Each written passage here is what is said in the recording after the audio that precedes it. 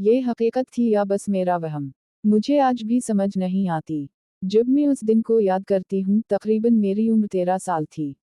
मैं अपनी फूफू के घर रुकने गई थी। फूफू को कुछ सौदा लेने जाना था। मैं बैठी टेलीविजन देख रही थी। फूफू ने आवाज दी, बेटा साथ चल रही हो? मैंने कहा, नहीं फूफू, मैं टेलीविजन देख रही हूँ, आप जाएं। ये कहकर मैंने इन्हें जाने दिया और दरवाज़ा बंद करके दोबारा टेलीविजन देखने लगी। घर में मैं बिल्कुल अकेली थी। घर चारों तरफ से बंद था और अंदर आने का कोई रास्ता नहीं था, सिवाय इस दरवाजे के जिस पर मैंने अंदर से कुंडी लगा रखी थी। मैं बैठी टेलीविजन देख रही थी कि अचानक मुझे कुछ अजीब सी आवाज़ सुनाई दी।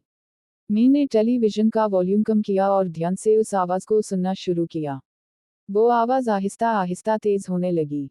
मैं उठकर सहन की तरफ गई, मगर वहाँ मुझे कुछ नजर नहीं आया। आवाज़ घर के अंदर से ही आ रही थी और बहुत तेज हो गई थी। जब मैं गौर से सुनने लगी तो ये आवाज़ दूसरे कमरे से आ रही थी। पहले तो मुझे बहुत डर लगा कि मैं अकेली हूँ, ये आवाज़ कैसे आ रही है। लेकिन हिम्मत करके जब मैंने बाहर से कमरे के अंदर की तरफ झांका तो मुझे सिर्फ दो पैर जमीन पर रगड़ते हुए नजर आए। ये दो पैर किसी औरत के लग रहे थे। वो मंजर देखकर मैं एक लम्हे के लिए जम गई। फिर हिम्मत करके मैं तेजी से घर से बाहर भागी, दरवाज़ा खोला और बाहर से कुंडी लगा दी। नीचे जाकर बैठी रही। जब फूफू आए तो मैंने सारा वाकया इन्हें बताया। फूफू ने मकान मालिक के बेटों को बुलाकर घर चेक करने को कहा, लेकिन अंदर कोई नहीं था। मैं उस दिन बहुत बुरी तरह डर गई थी। उस दिन के बाद मैं कभी फूफू के घर रुकने नहीं गई।